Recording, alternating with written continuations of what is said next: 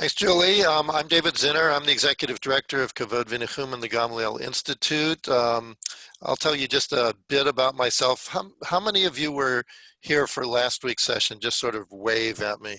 Okay, great. Great to have so many of you back. Our organization, Kavod V'Nichum, has been around for about 20 years. We provide education and resources and training for Chevra Kadisha groups that are doing Tahara and Shmira, ritual washing and guarding, and we have online classes. And Rick, why don't you introduce yourself also? Good morning, everybody. It's my honor to be here. I have been involved with Kavod V'Nichum for about 15 years or so. I grew up in a tiny mountain town as the member of the only Jewish family in that town. So I had a very reform upbringing in the 80s. So I studied in Israel at the UJ thinking that I was going to be a rabbi, but life came along and I did not become a rabbi. In 1996, I started a Chevra Kadisha and ran it for almost 20 years. Published some books, I think 7 of them now, 4 of which are on Jewish death practices. And I am an instructor for the Gamliel Institute and vice president of the board for Kavod V'Nichum. So I'm happy to be here.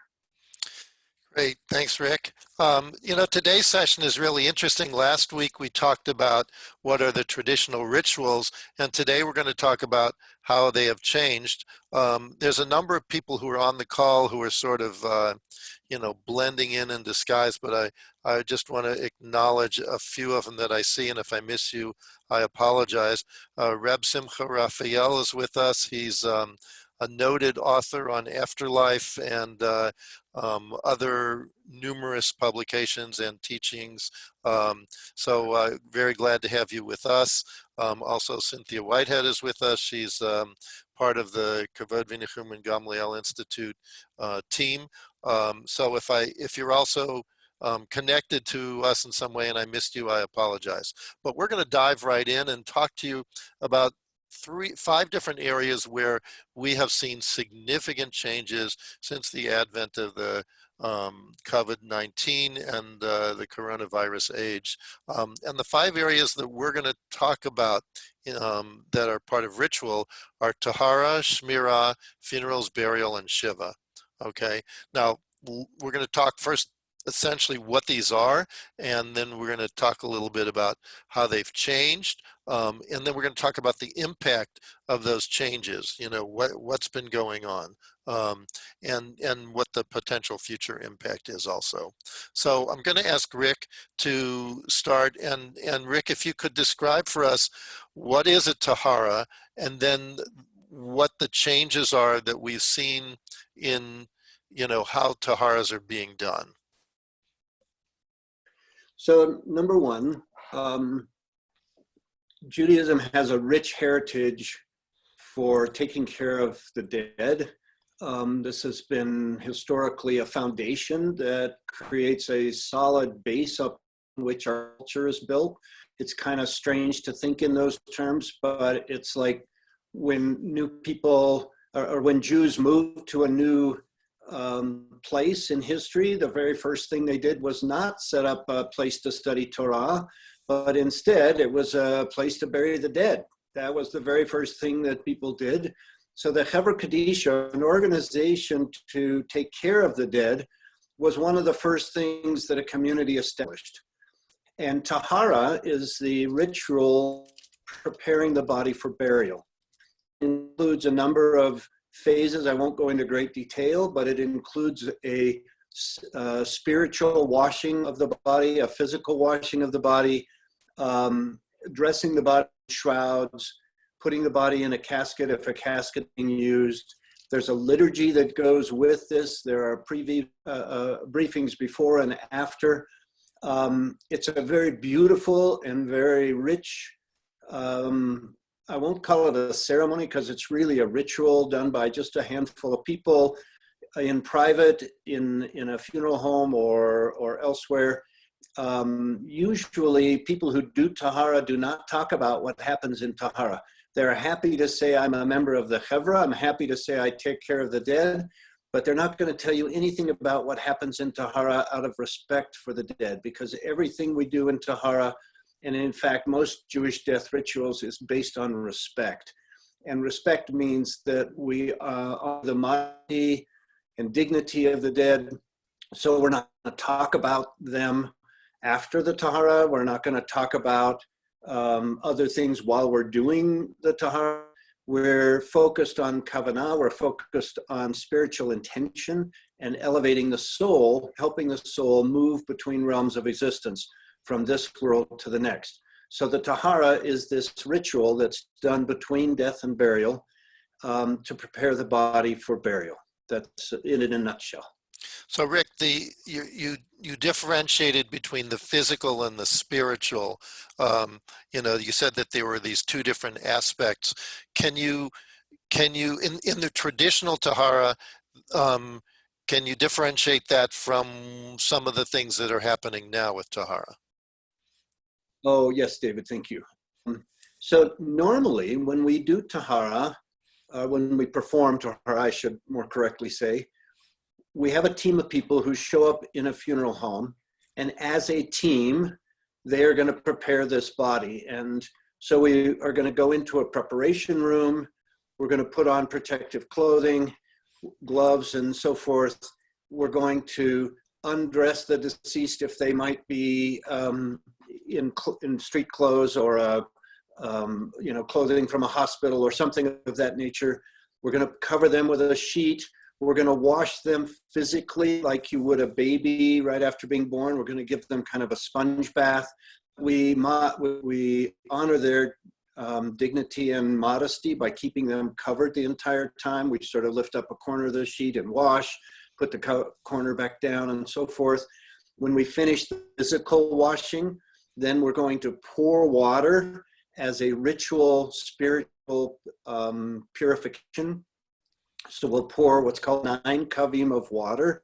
That's about 24 quarts of water, continuous flow. I come from the mountains, so I like to think what we're doing is simulating immersing them in a running mountain stream. It's mayim chaim, it's living waters. So we're dipping them into these running waters as a way of spiritually purifying both the soul and the body. Then we're going to dry the deceased, dress them in tachrachim, which are the burial clothes that represent the clothing worn by the high priest. They're a simple pair of pants, a shirt, a jacket, and a head covering and so forth. And they're very plain. There's no pockets, no buttons, no nothing. Everybody is buried equally. Everybody's dressed the same. It's very simple and very honoring, very, very humble. And when we then finish dressing them, we will place them gently into the casket.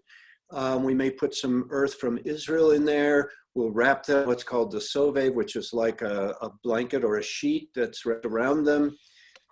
We close the casket. We say some more readings and blessings and go on our way.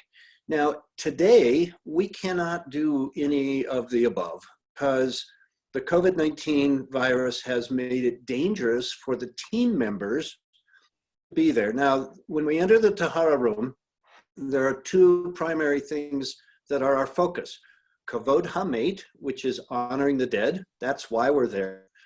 But we want to do Kavod HaChai as well. We want to honor the living at the same time. In other words, the lives and safety of the Tahara team are more important than honoring the dead, because you don't want somebody coming in to do a Tahara and hurt their back or slip and fall and hurt themselves or anything like that.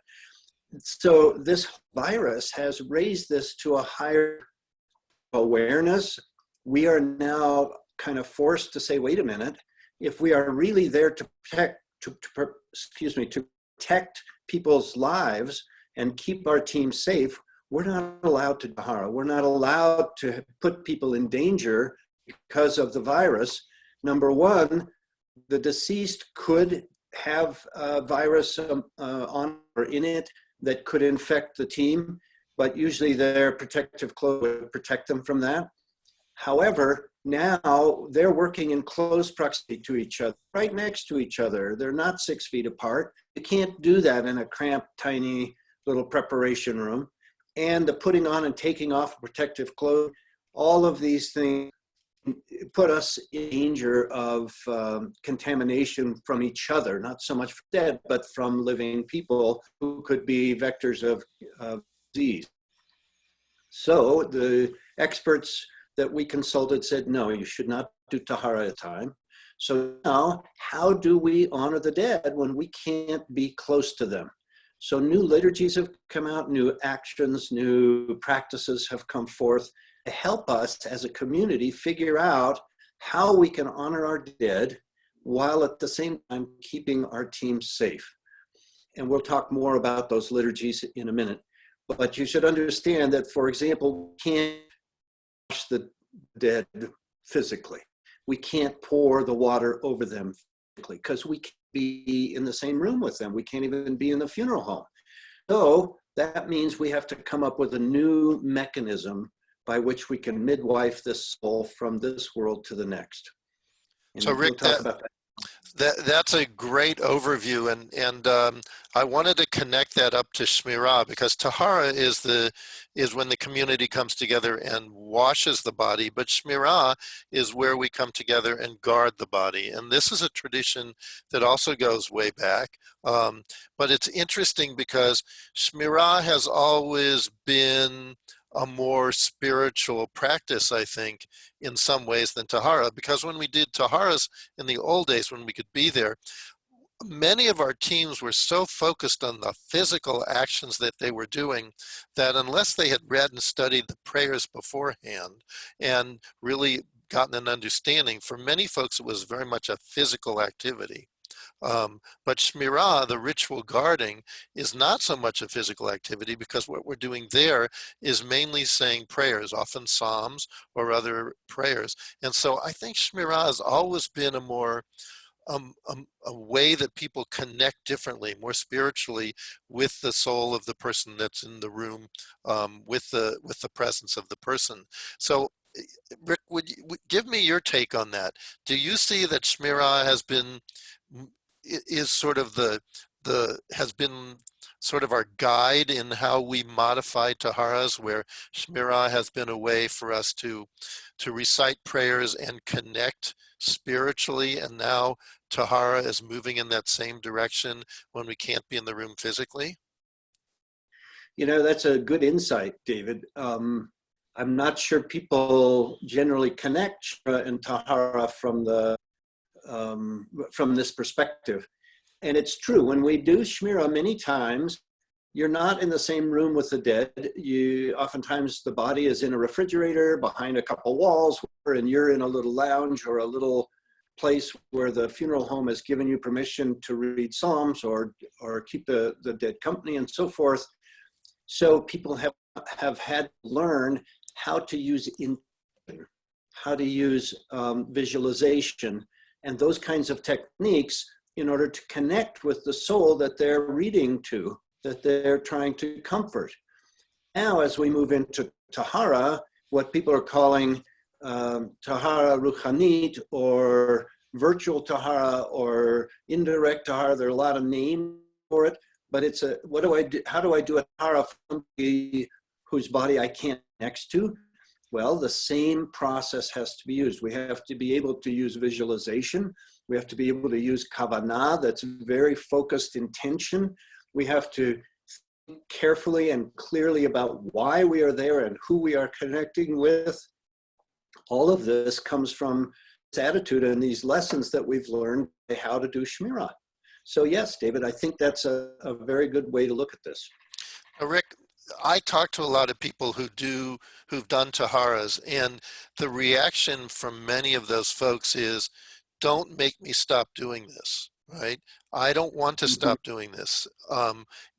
Persuade me that I have to stop doing this, because, this is something that I have become very dedicated to. It's very important to me to be able to, provide honor and respect to the person who died, to be able to be with my team as we usher them to the next stage, to provide comfort to the family, knowing that something like this happens. And I think people, who do taharas and who do shmira and aren't folks who aren't allowed to go to the funeral home to care for someone, I think they feel very disappointed, and I think they maybe even feel guilty, that it's their fault that they're not brave enough to go.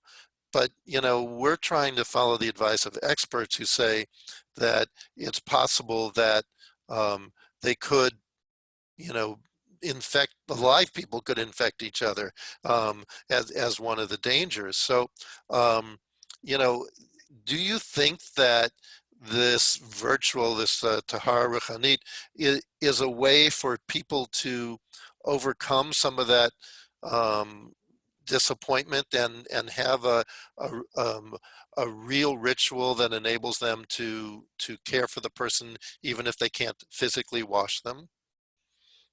Absolutely. Let me give people a perspective here.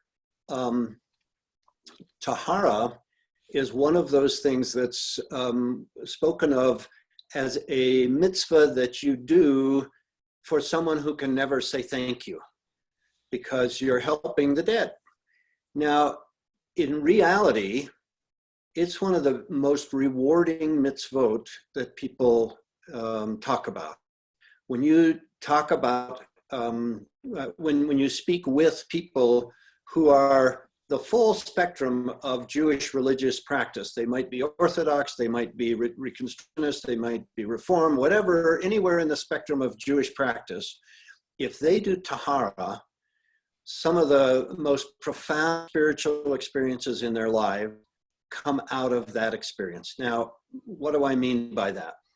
For example, you read some of the stories of what it feels like to do Tahara, and people say, well, I went in, I felt really weird because I didn't want to touch a dead body.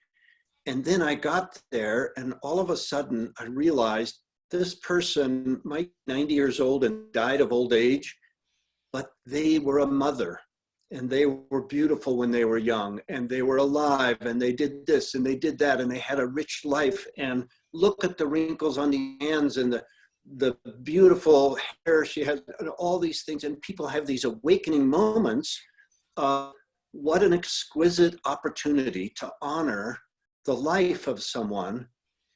And it reminds us, Tahara is one of those things that puts you in what we call the liminal space. It puts you right on the hair-thin boundary between life and death. You are faced right here with death. And it forces you, number one, to see, that we're all mortal, that in fact, this person used to be a lovely living person and now they're on the table.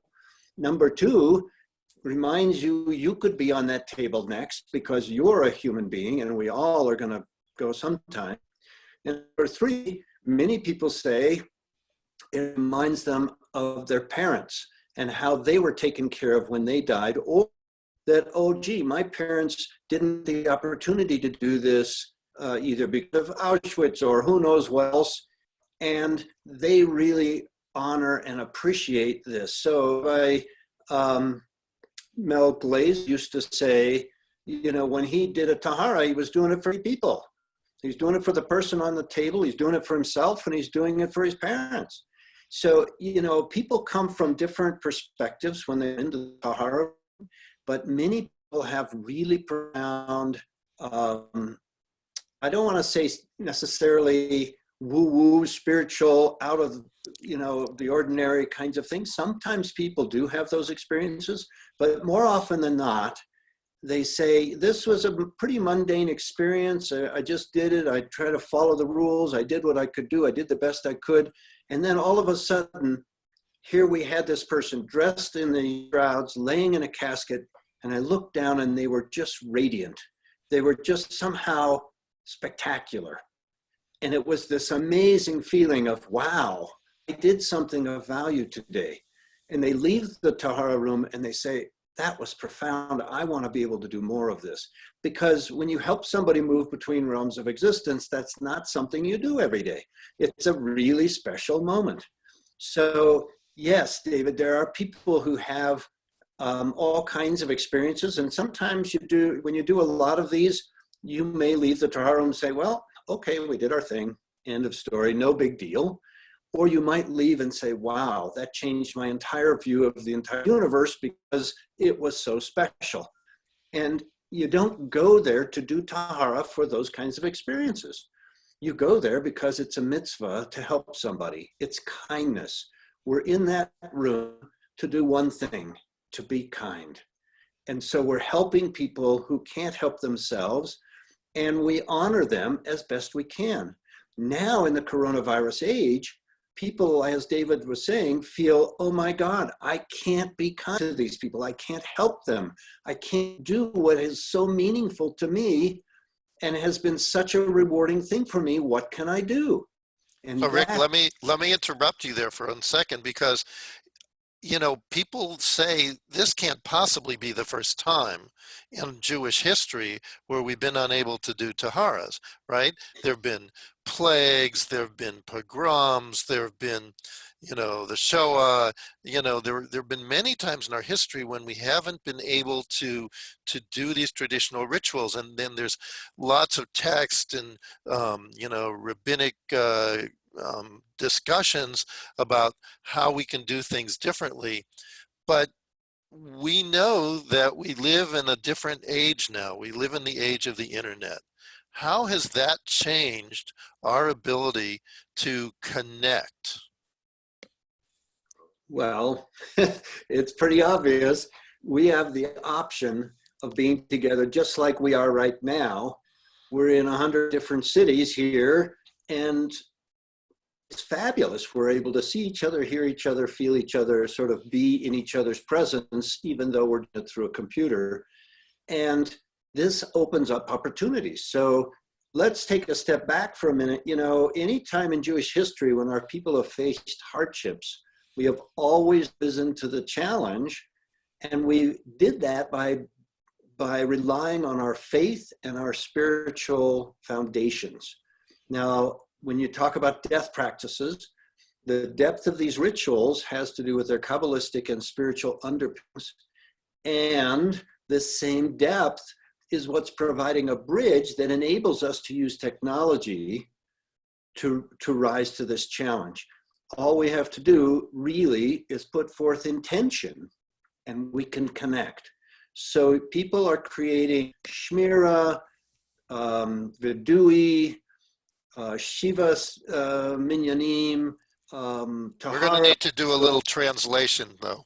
Okay, so we'll do some translation. Shiva means 7, and that's the 7 days of mourning that is traditional after a burial, right? We're talking also, what were some of the other things you said? Oh, Vidui, that's the final confession. That's very traditional that a person says before they die, but there are lots of variations written on Viduis that people can access that are more contemporary. Did you say a third Hebrew word, Rick? I wasn't. No, I don't think so. Okay, good. All right. So let's segue just to. Sorry, go ahead. No, I was just going to say the umbrella that is impacted by this technology includes everything from visiting the sick all the way to burying the dead and honoring the dead a year later. We can't do any of those things in person right now. So technology is helping us visit the sick, be kind to them while they're in the hospital when we can't be there to hold their hand. And similarly, helping them die. And similarly, keeping their soul company between death and burial, and then doing the Tahara preparation, and then even doing burials by Zoom, because people are not allowed to be in the funeral home or at the cemetery. And so this whole thing has been transformed in part because we do have the internet and we do have Zoom and we do have the ability to do this, and in part because Jews have a history of rising to the occasion and trying to figure out, these rituals are important to us. How can we honor our dead with when we can't do what we normally. So let's go back a step, okay? Because we talked about Tahara, the ritual washing, and we talked about Shmira, the traditional guarding.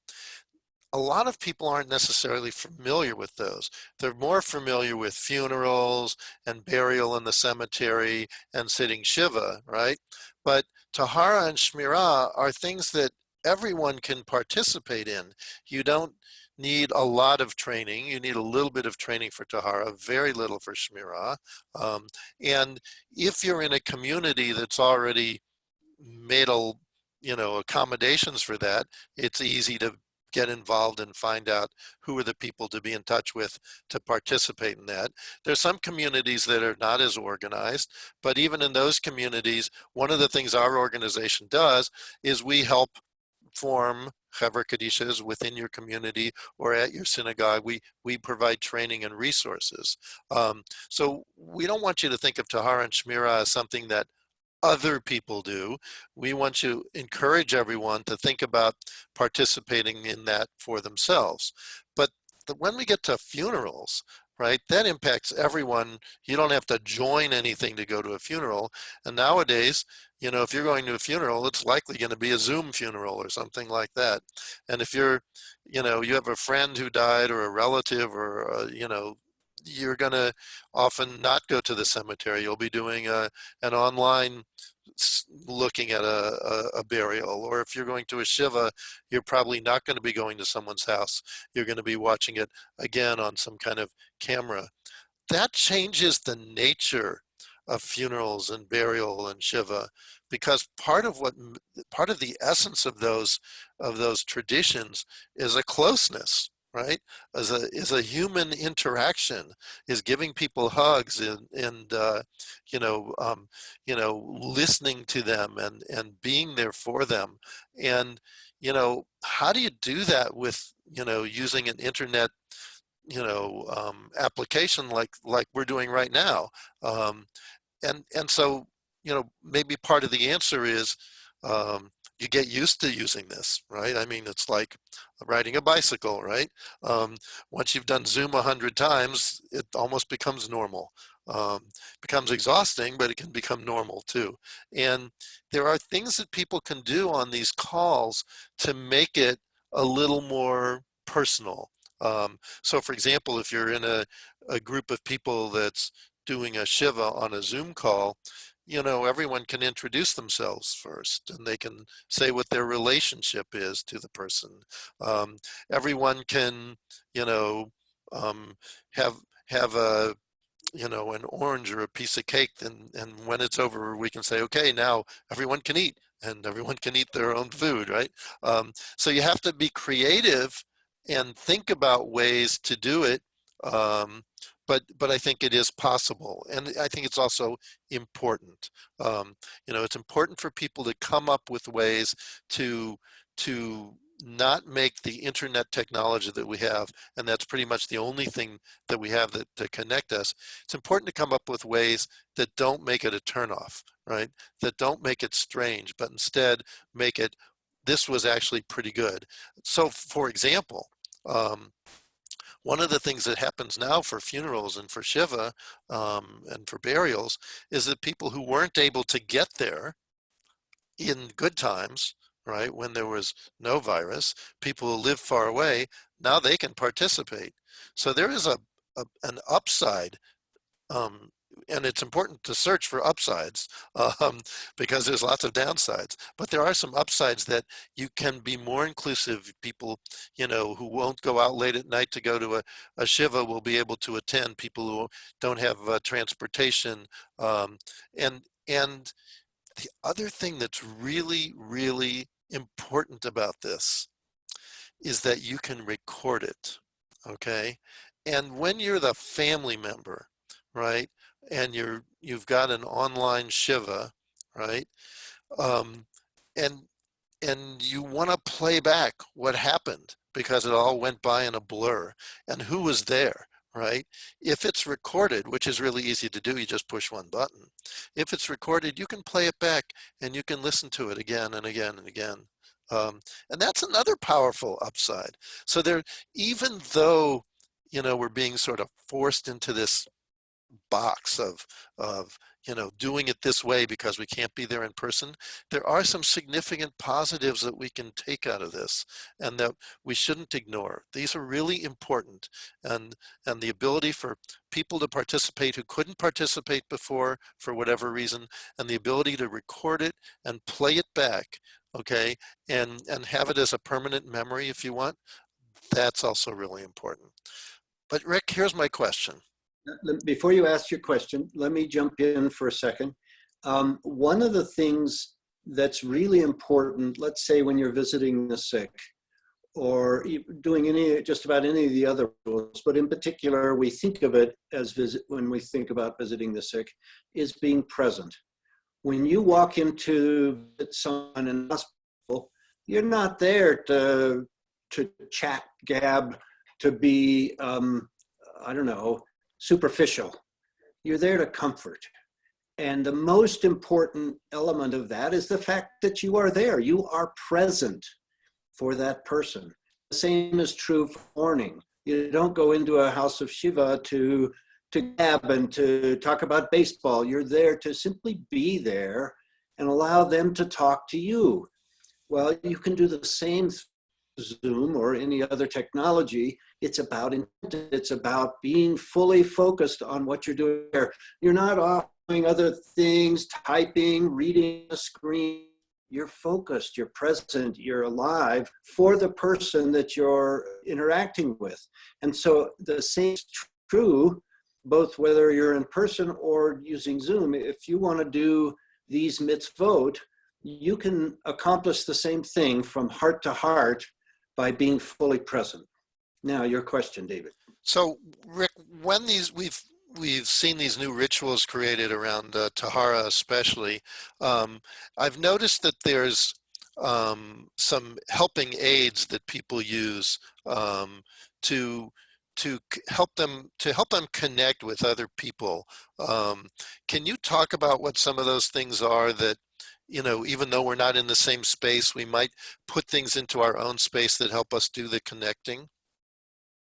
Yeah, to give you a kind of a context, as this virus came about and people started thinking about new rituals and new liturgies, how can we do Tahara when we can't be next to a body?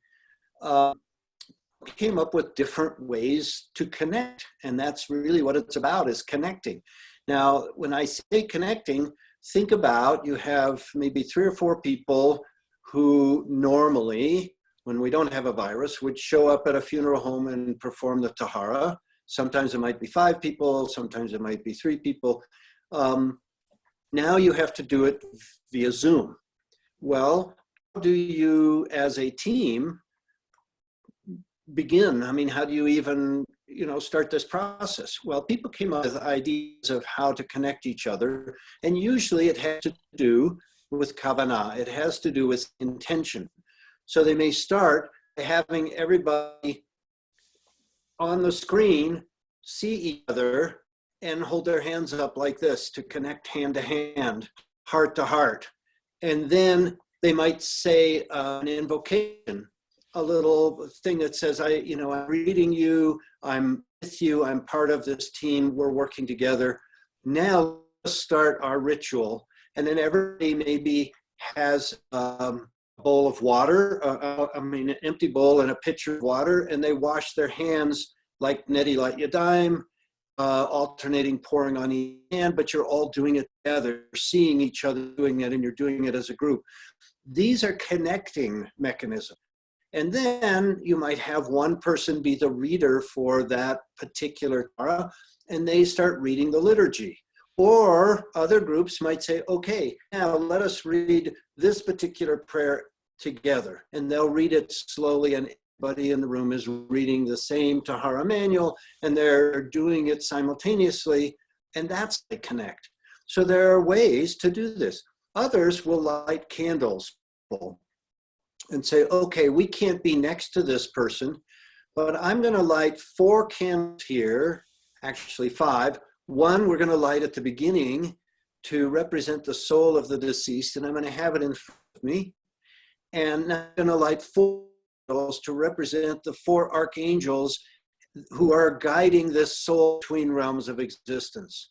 And I'm going to put a big bowl in the middle of those 4 candles, and I'm going to invite the Shina, the feminine aspect of the Holy Divine, to come hold this soul.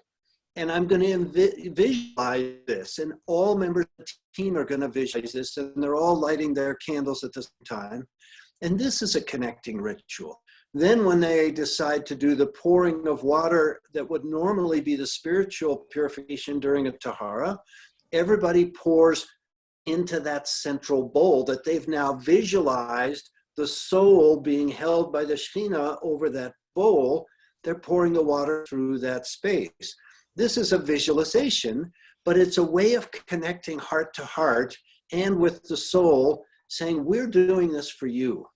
So, there are lots of ways you can do this ritual, and there are probably as many as you can think of, but people are coming up with specific ones and they're writing them down.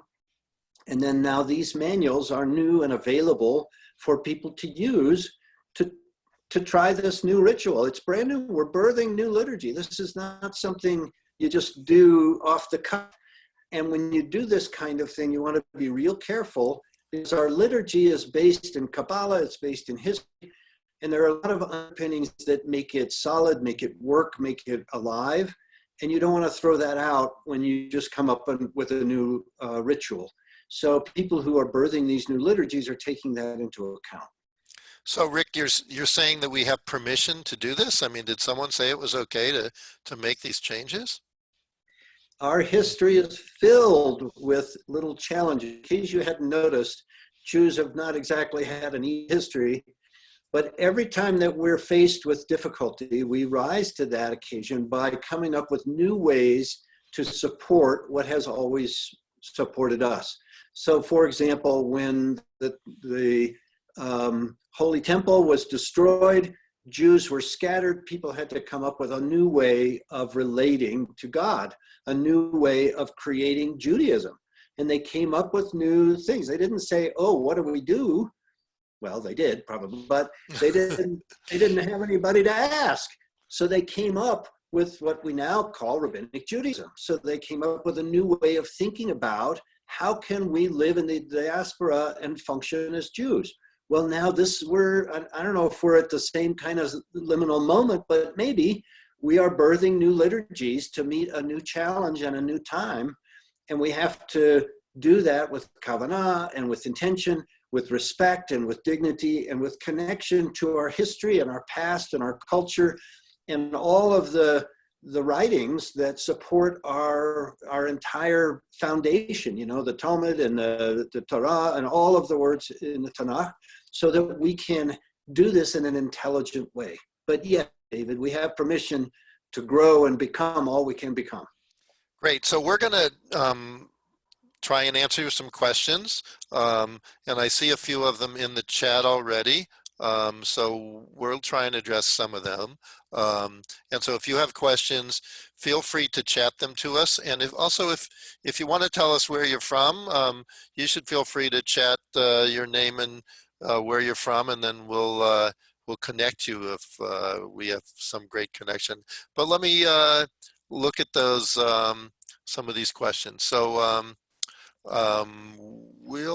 if Tahara is not possible, is the body treated in any way? So we have to be careful when we say Tahara is not possible, because what people mean by Tahara can vary.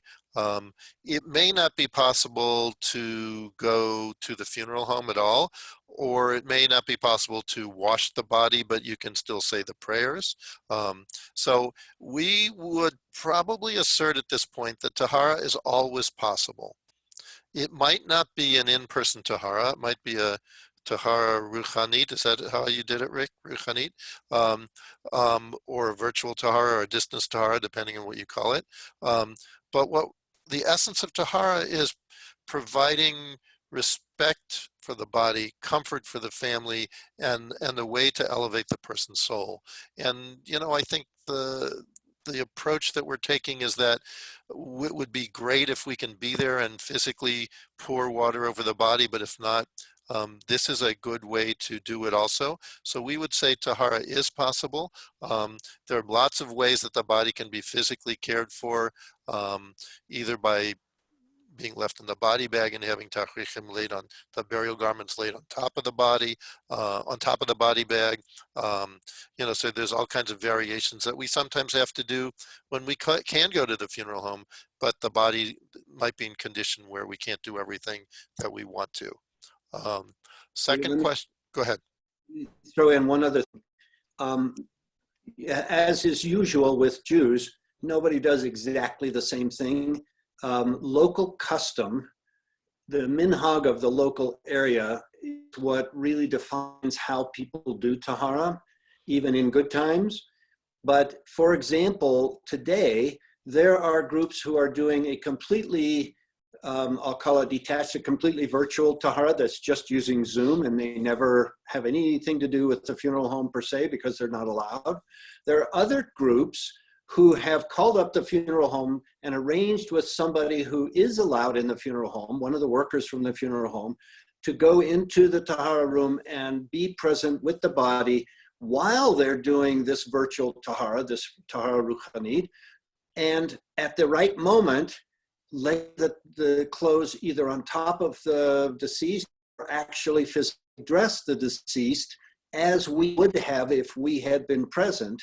But they're doing it by being on the phone with someone there and having the cooperation of the funeral home to do that. So there are lots of variations. Not very many people have that option of having the funeral home participate that way, but there are groups that do that.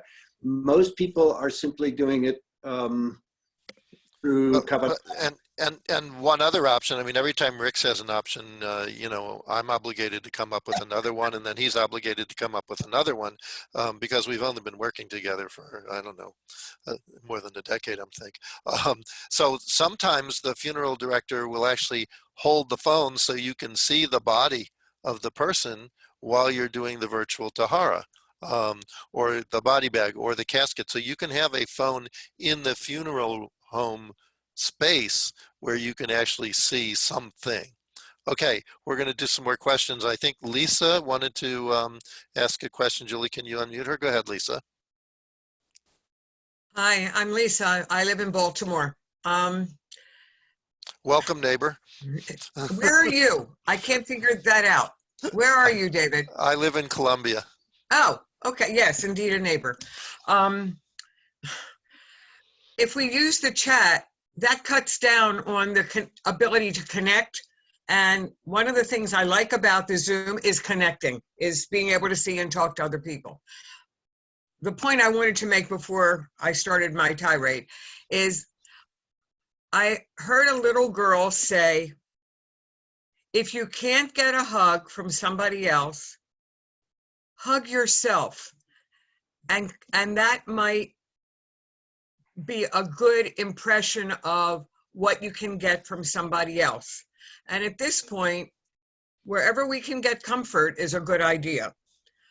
The other thing is, I never knew at all about the Shomer or Tahara when my parents died. I just saw it on the bill.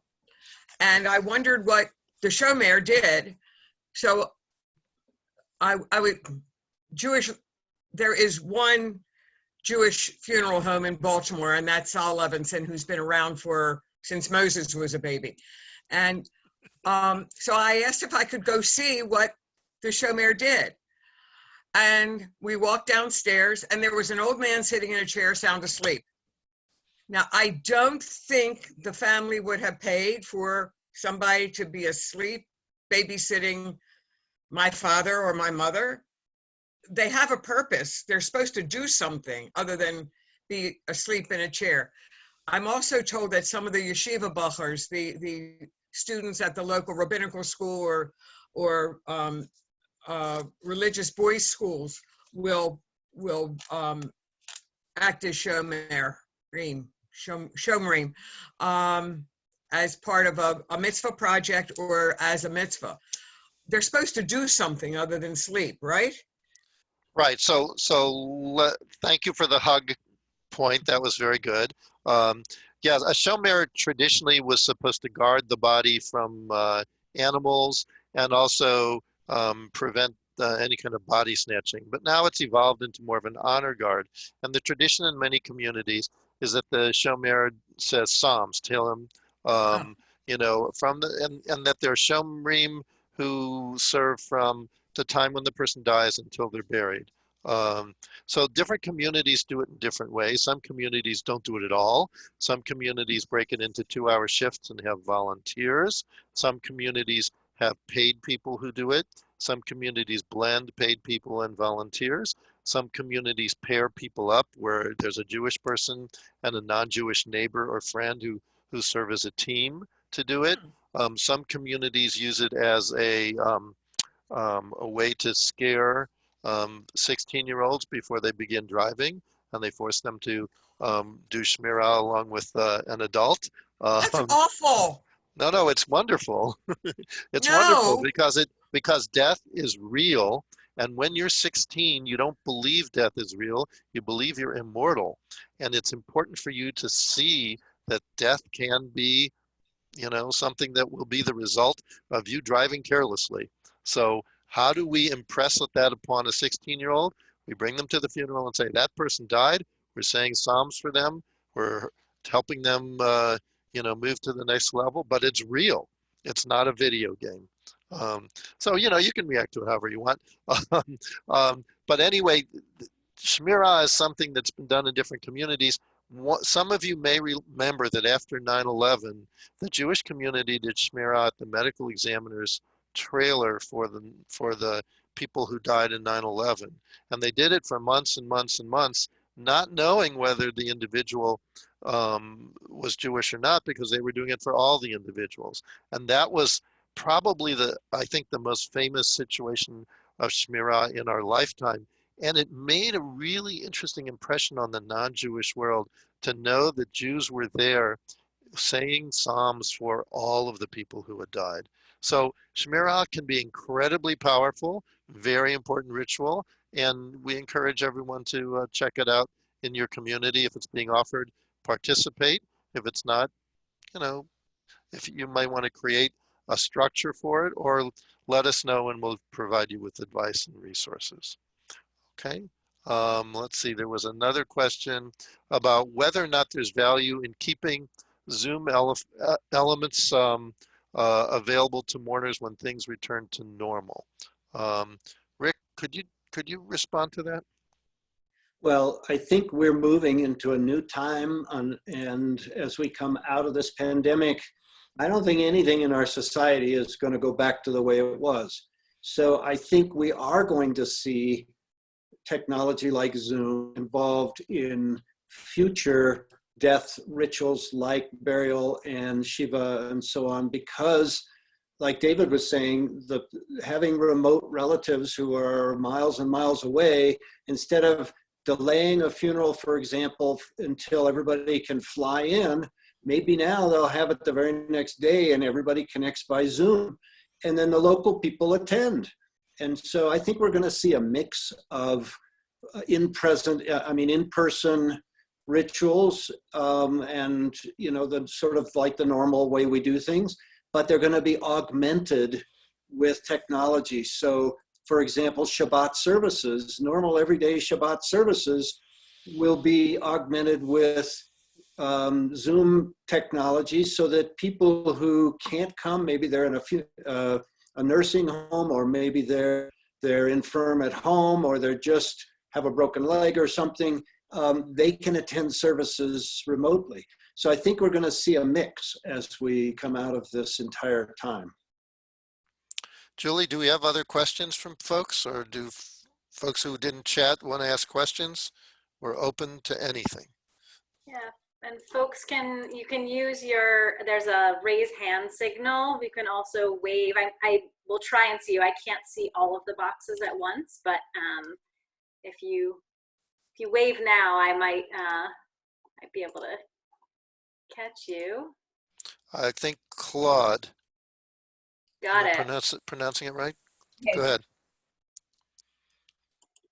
And I really like what you said about the Zoom, because I'm here in Florida and my brother died last year in France, and there was no way I could participate. And it was something that was very hard for me. And if you were able to do it through Zoom now, you would have been able, if Yes. they had the technology on the other end, to see and maybe even participate. There's no reason, for example, if you wanted to do a eulogy and you were here and the funeral was there, that you couldn't have done something like that. And also, we should also mention that there's a sharing function, right? So if you have pictures or you have something that you've written that you want everyone to be able to read together or show them while you're reading it, or if you had produced a video, you know, the technology is very versatile. It allows you to do a lot of things that you would not necessarily be able to do in a live situation. Thank you for sharing that. I think. A question from Eva. Okay. Hi, David. I also kind of said something in the chat to you about this, but I'm one of the people that you mentioned earlier one of the ones who's very upset about not being able to be there. And where are you from, Eva? What community? Austin, Texas. Austin, I've heard of it. Okay. Yes. Yes. And so I'm wondering, we're calling it Shmira in Place, what we're doing. And considering that Shmira is a thing you do alone in a room with, there seems to be very minimal risk of infection in that case. So what would you say to that? Why aren't more communities letting us go and sit in the building at least with the deceased? Yeah, I think you're right, Eva, that Shmira is generally pretty safe. I mean, I guess if you're following the letter of the rules that, you know, people shouldn't be doing non-essential travel, but, you know, what we're doing in the Washington, D.C. area is we're providing hand sanitizer so that when someone starts a shift, you know, they wipe everything down.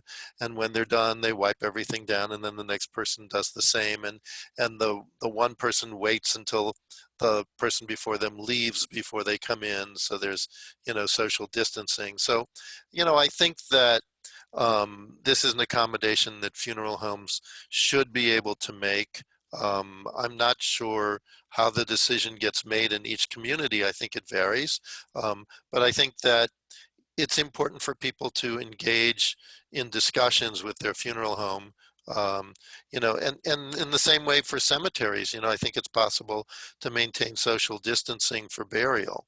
You know, you may not be able to do pallbearers in the same way, but I think you can do filling the grave where people take turns, where they sanitize a shovel or each person brings their own shovel. So I think some of these things can be done, and in some cases, you know, we've seen overreactions, but I think we should be clear that the primary thing that we want to make sure we avoid is grouping a whole bunch of people in a confined space for an extended period of time, which is what a Tahara traditionally looked like. So, you know, I don't want to create an opening where people say, oh, well, then we can do everything, because that's not what we're saying. But I think you're right. And you know, Austin, Texas has one of the most advanced Shmira systems in the country, you know, where they have a very sophisticated online process for people signing up. And so you already have a structure, and I would think that somehow you can use that structure to your advantage. David, let me add one quick thing.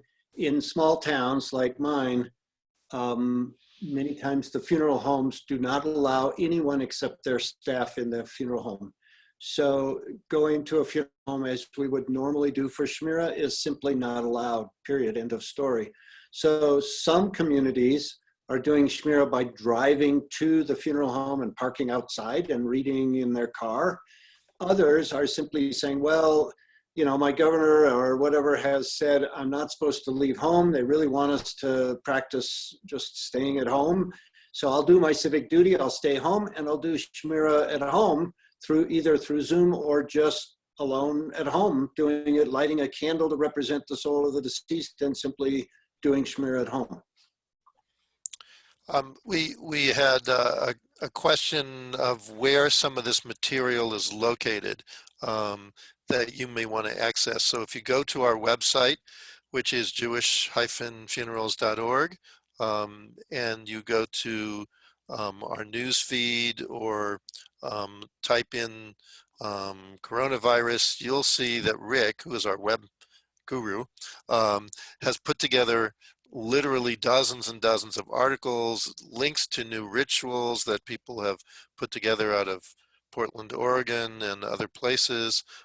You will find enough reading material that you could start now, and by the time of our session next week, where we'll be focusing on green funerals and green burial and cemetery issues, you'll have plenty of reading. So Julie's already put up the link on the chat, and we'll repeat it again next week. David, real quick, if you go to jewish-funerals.org, on the lower right-hand corner is a big green box. You can click on that and it'll take you to all the coronavirus information, including the new rituals and the articles David was talking about.